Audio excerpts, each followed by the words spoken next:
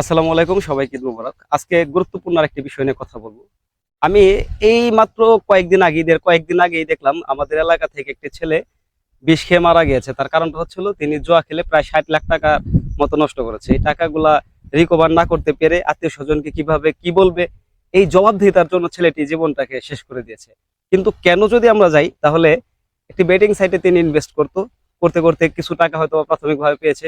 2, 4, 5 লাখ টাকার মতো তিনি আহ পাইছে। পাওয়ার পরবর্তীতে হয়তো বা এরকম এরকম পর্যায়ে চলে গেছে যেখানে তিনি ইনভেস্ট করতে করতে লগ্নি করতে করতে প্রায় 60 লক্ষ টাকার মতো হেরে ফেলেছে। এখন এই টাকার রিকভারি দেওয়ার মতো সিস্টেম তার কাছে জানা ছিল না, যার জন্য তিনি নিজেকে শেষ করার জন্য বিষ খেয়েছে। বিষ খাওয়ার পরবর্তীতে মনে হয়েছে যে আমি কি করলাম, বাঁচার জন্য আকুতি মিনতি করেছে, কিন্তু আল্লাহ তাকে রাখে নাই, দুনিয়া থেকে নিয়ে নিয়েছে। এটা আমাদের কেরানীগঞ্জেরই ঘটনা। আমি এই ঘটনাটা শুনে মনে হলো যে না, আসলে এত বারে বারে আপনাদেরকে সতর্ক করি, এত বারে বারে আপনাদেরকে বোঝানোর চেষ্টা করি যে ছোট ভাই, তারপর ছোট বোন যারা স্কুল কলেজে পড়ে, তারা এই কাজগুলা কখনোই করবেন না। কেননা একটা কোডিং, একটা ডেভেলপার এমন ভাবে গেমস তৈরি করে, এমন ভাবে আপনার বেটিং সাইট গুলা তৈরি করে, যেখান থেকে আর্নিং করা সম্ভব না ভাই। সম্ভব কেন হবে? আপনাদের যদি সুস্থ মস্তিষ্কে একটু দেখেন, এই বেটিং সাইট গুলাতে যখন আপনারা ইনভেস্ট বা লগ্নি করার চিন্তা করেন, তখনই ওরা অলগারিদমটা এমন ভাবে সেটিং করে, কোডিং গুলো এমন ভাবে করে, সেক্ষেত্রে কিন্তু টাকাগুলো আপনারা উঠাই নিতে পারবেন না। আপনাকে একবার দুইবার হয়তো বা প্রলোভন দেখাবে যে আপনাকে টাকা দিয়ে হয়েছে 10,000 টাকা, 5,000 টাকা আপনাকে দিছে। দেওয়ার পরবর্তীতে কিন্তু এই টাকাটাকে আপনাকে একটা এমন ভাবে লোভে ফেলাই দেয়। ওই কথা আছে না, লোভে পাপ পাপে মৃত্যুকে কাছাকাছি নিয়ে চলে আসে। আর এই মৃত্যু থেকে বাঁচার জন্য সর্বপ্রথম যে উপায়টা, সেটা হচ্ছে লোভে পড়া যাবে না। বিনা পরিশ্রমে কোনো কিছুতে ইনকাম করা যায় না, সেক্ষেত্রে ইনকাম করা থেকে বন্ধ করতে হইব।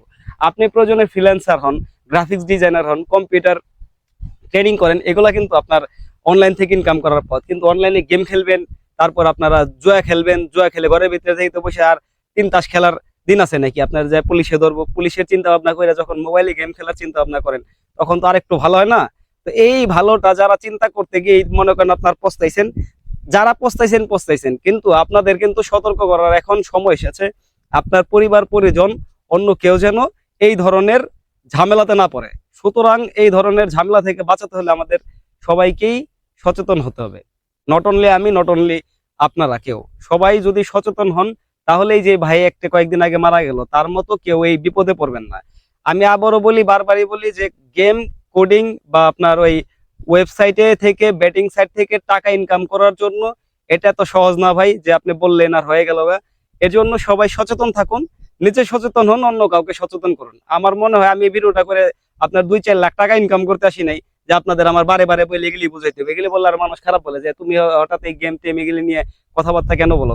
কথাবার্তা যে কেন বলি, কয়েকদিন আগে যে ছেলের পরিবার থেকে মনে করেন ছেলেটা যে 60 লক্ষ টাকা হারানোর পরবর্তীতে যে তার ফ্যামিলির অবস্থা, তারা বুঝতে পারবে যে আমার এই কথাগুলোর মূল্য এখন কতটুকু হয়ে দাঁড়াইছে। কিন্তু তার আগে তো আমি কমপক্ষে মনে করেন আপনার কতগুলা ভিডিও করেছি, আল্লাহ ভালো জানে। আমার ওয়াল পোস্ট গুলোই দেখতে পারবেন যে এই শুধুমাত্র গেম, তারপর সাইবার এফেক্ট, সাইবার থেকে কিভাবে নিরাপদ, আপনার অনলাইনে ডিজিটাল সিকিউরিটি অ্যাক্ট, তারপর আপনার সাইবার নিরাপত্তা, এই সকল বিষয় নিয়ে আমি ভিডিওগুলো তৈরি করে থাকি। যাই হোক, আজকে কথা একটু বেশি বললাম।